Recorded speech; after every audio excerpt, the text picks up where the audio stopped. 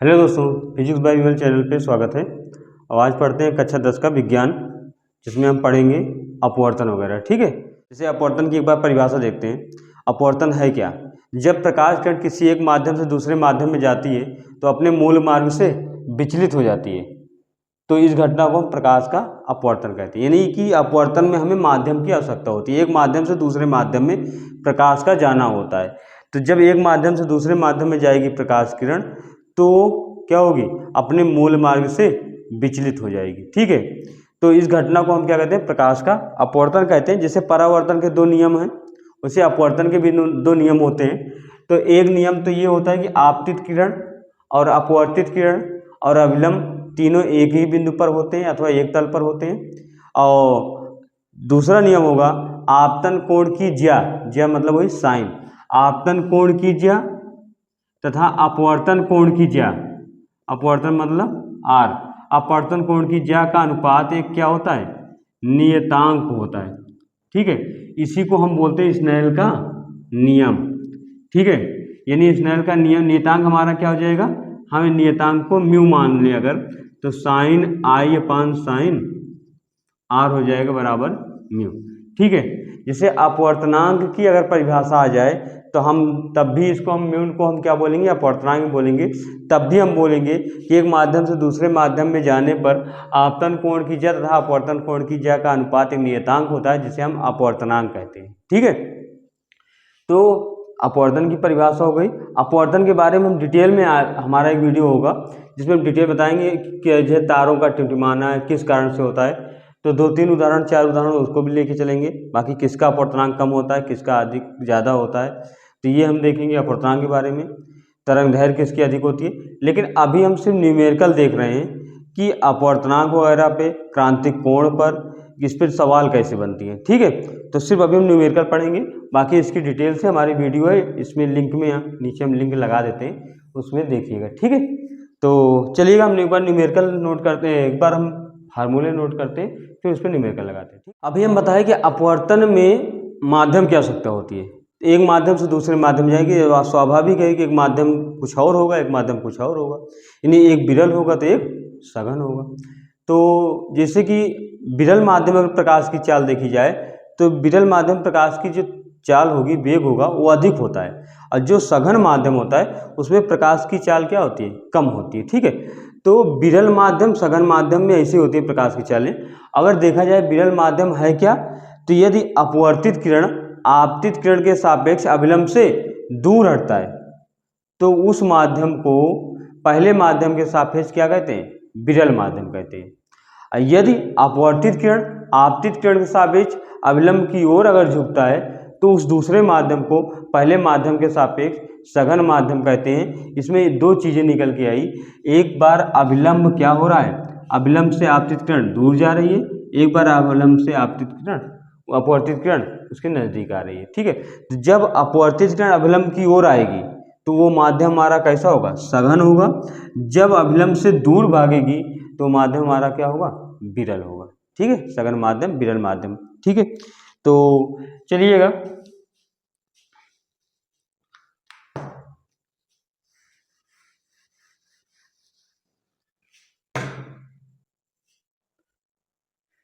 तो हम पहले अपवर्तनांक वाला देखते हैं फार्मूला। अगर अपवर्तनांक आ जाए, अपवर्तनांक n बराबर sine I upon sine R, I है आपतन कोण, आर है अपवर्तन कोण। ठीक है, अगर आ जाए क्रांतिक कोण, क्रांतिक कोण, तो क्रांतिक कोण का भी फार्मूला था n बराबर 1 साइन सी। यहां होगा जहां सी क्या होगा? क्रांतिक कोण होगा। ठीक है, एक है कि अगर माध्यम में जा रहा है प्रकाश किरणें तो प्रकाश का वेग, और उस पदार्थ में प्रकाश जा रहा है तो उस पदार्थ में प्रकाश का वेग क्या होगा। ठीक है, तो जिस माध्यम में जाता है तो प्रकाश का वेग क्या होगा। तो अगर किसी माध्यम का अपवर्तनांक निकालना हो तो यहां लिखेंगे माध्यम का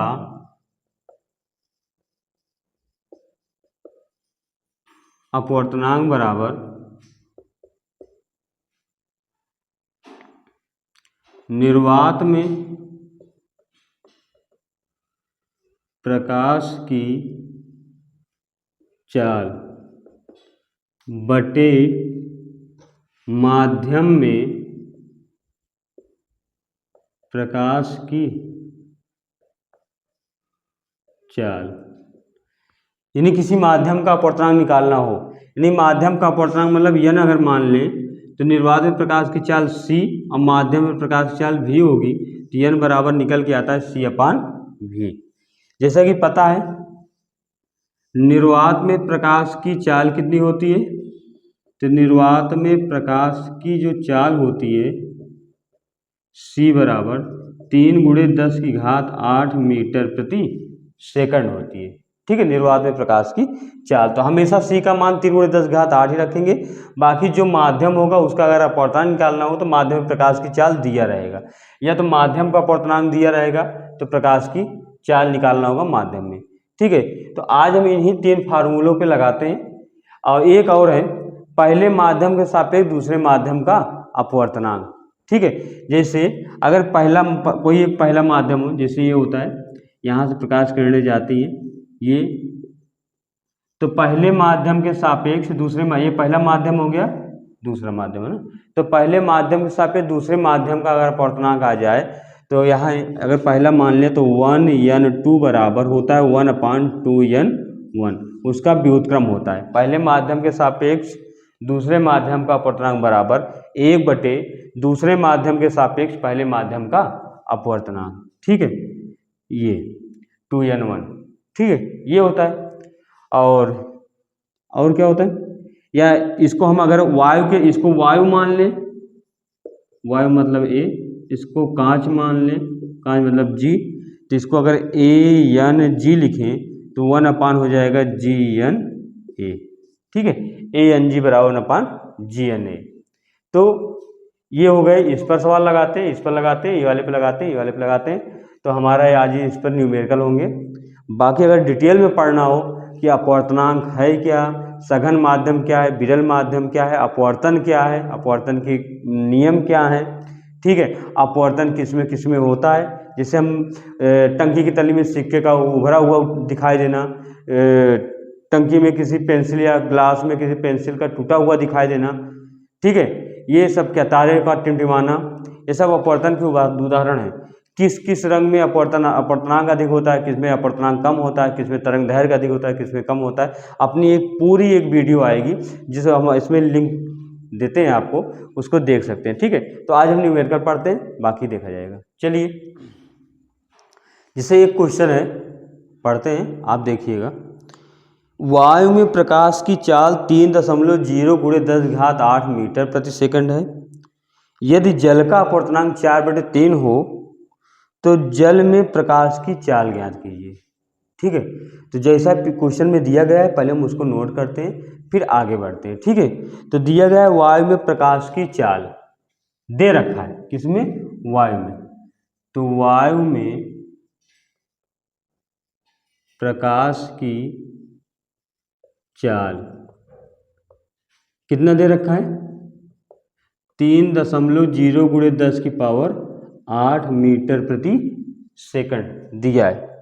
फिर बोल रहा है यदि जल का अपवर्तनांक 4/3 हो, जल का अपवर्तनांक कितना दे रखा है, जल मतलब वाटर ना, NW लिख सकते हैं, 4/3।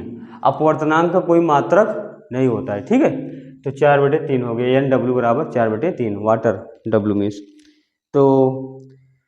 तो जल में प्रकाश की चाल ज्ञात करना है, जल में प्रकाश की चाल ज्ञात करना है। ठीक है, चल, यानी इसको हम V से प्रदर्शित करेंगे, जल में प्रकाश की चाल ज्ञात करना है। जल मतलब माध्यम है अपना, और वायु तो जानते हैं निर्वात हो गया। अभी हम निकाले माध्यम का अपवर्तनांक बराबर निर्वात में प्रकाश चाल बटे माध्यम में प्रकाश की चाल। तो माध्यम का अपवर्तनांक मतलब जल का अपवर्तनांक, जल का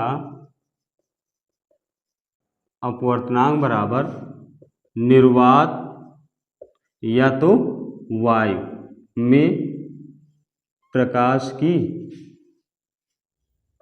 चाल बटे माध्यम मतलब जल में प्रकाश की चाल हो जाएगी। ठीक है, जल में प्रकाश की चाल। तो चलिएगा, जल का अपवर्तनांक दिया है कितना 4/3, तो इसकी जगह लिखेंगे 4/3। निर्वात या वायु में प्रकाश की चाल दे रखा है 3.0 × 10⁸ मीटर प्रति सेकंड। जल में प्रकाश की चाल ज्ञात करना है, तो यहाँ पे चाहे जल में प्रकाश की चाल लिख लो, चाहे सीधा सीधा यहाँ पे क्या लिख लें, v का मान। ठीक है, तो अब क्या करते हैं, क्रॉसिंग गुणा कर देते हैं। तो 4 का गुणा v से, 3 का गुणा 3.0 × 10⁸ से हो जाएगा। हमें v का मान चाहिए, तो 3 त्रिक का 9 × 10⁸ बटे 4 हो जाएगा। ठीक है, तो v बराबर कितना आएगा, 4 दूना 8, 1 बढ़ेगा, दशमलव लगाएंगे 10 बनेगा, 4 दूना 8, 4 पंचे 20, 10⁸ तो 2.25 × 10⁸ मीटर प्रति सेकंड हमारा क्या हो जाएगा, आंसर।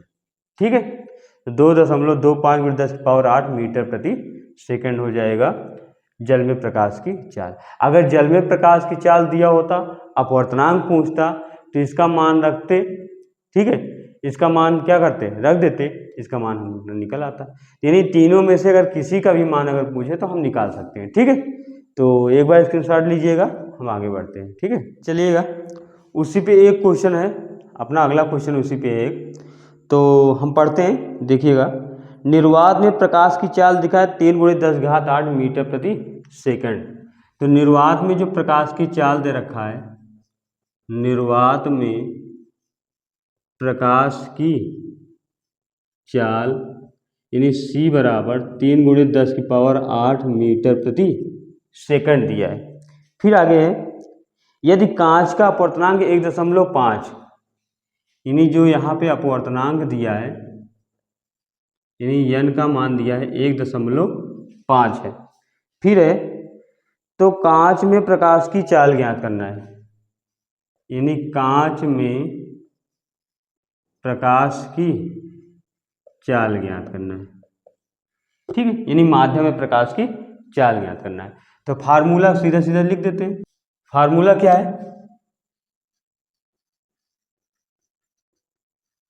अपवर्तनांक बराबर निर्वात में प्रकाश की चाल बटे किसमें, कांच में प्रकाश की चाल, प्रकाश की चाल। चलिए, तो इस पर रखते हैं अपवर्तनांक, यानी n का मान दिया है 1.5, निर्वात में प्रकाश की चाल मतलब c का मान दिया है 3 × 10⁸। अब कांच में प्रकाश की चाल हमें ज्ञात करना है, तो इसको ऐसे लिख लेंगे, कांच में प्रकाश की चाल। ठीक है, तो आगे बढ़ेंगे, कांच को इधर भेजेंगे, तो आएगा कांच में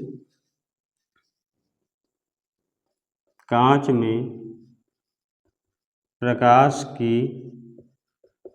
चाल बराबर 3 × 10⁸, 1.5 कहाँ आएगा, नीचे आ जाएगा। ठीक है, तो एक काम करते हैं, दशमलव लगा के 0 बढ़ा देते हैं, तो ये क्या होंगे, दशमलव से दशमलव कैंसिल हो जाएगा, 15 दूना 30, यानी मिल जाएगा 2 × 10⁸ मीटर प्रति सेकंड। किस में आएगा, कांच में प्रकाश की चाल। तो इस टाइप की जितनी भी सवालें आएंगी, हमें पता है, अब लगा डालोगे। ठीक है, हम दूसरे टाइप के सवालों को लगाते हैं यहाँ पे। ठीक है, तो एक बार इसको देखिए। चलिए, अगला क्वेश्चन है, लिखा है कांच का वायु के सापेक्ष अपवर्तनांक 1.5 है, तो वायु का कांच के सापेक्ष अपवर्तनांक की गणना कीजिए। ठीक है, तो अभी हम बताए थे, फार्मूले को भी लिखे थे, ANG / GNA, यानी वायु के सापेक्ष कांच का अपवर्तनांक बराबर होता है 1 कांच के सापेक्ष वायु का अपवर्तनांक। ठीक है, पहले हम नोट करते हैं इसमें लिखा क्या है, वायु के सापेक्ष कांच का अपवर्तनांक। वायु के सापेक्ष कांच का अपवर्तनांक, यानी वायु के सापेक्ष बोला तो AnG, वायु के सापेक्ष कांच का अपवर्तनांक मतलब AnG है। तो AnG बराबर कितना दे रखा है, 1.5 है, 1.5। फिर आगे बोल रहा है तो वायु का कांच के सापेक्ष, ठीक है, यानी कि कांच का वायु के सापेक्ष अपवर्तनांक दिया गया है। फिर बोल रहा है वायु का कांच के सापेक्ष अपवर्तनांक है ना, ठीक है। तो मतलब हमें कांच के सापेक्ष वायु का अपवर्तनांक याद करना है।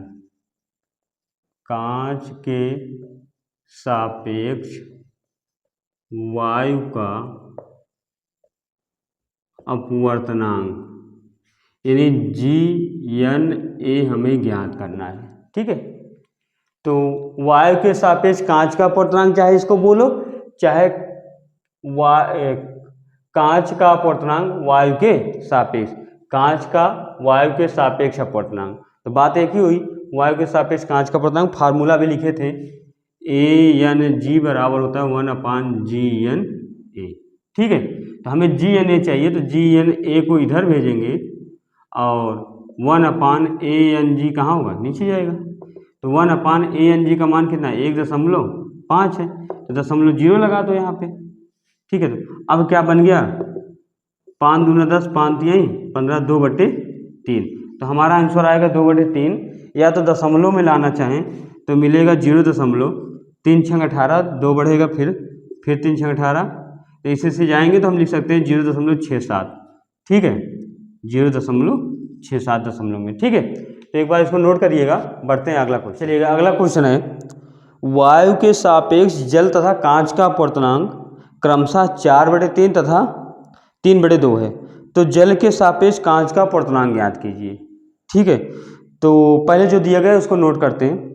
वायु के सापेक्ष जल का अपवर्तनांक कितना दिया है, 4/3, तो नोट कर लेते हैं।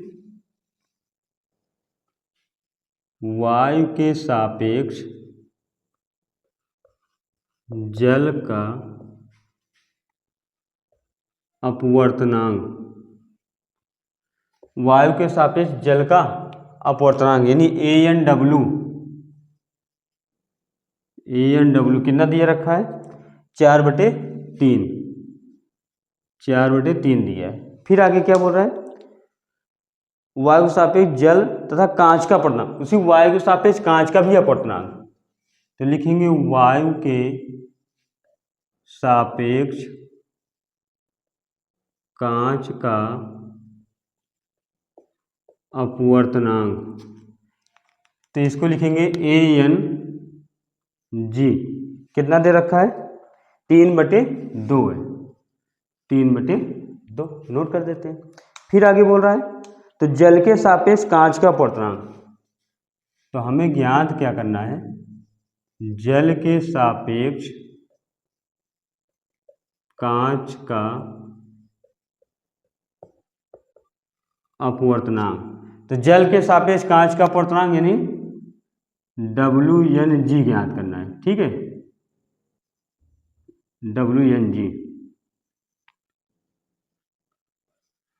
WnG का मान हमें ज्ञात करना है। WnG जल के सापेक्ष कांच का अपवर्तनांक निकालना है, जिसका अपवर्तनांक निकालना है उसको हम ऊपर रखेंगे, यानी AnG हमारा कहाँ होगा, ऊपर, और नीचे होगा AnW।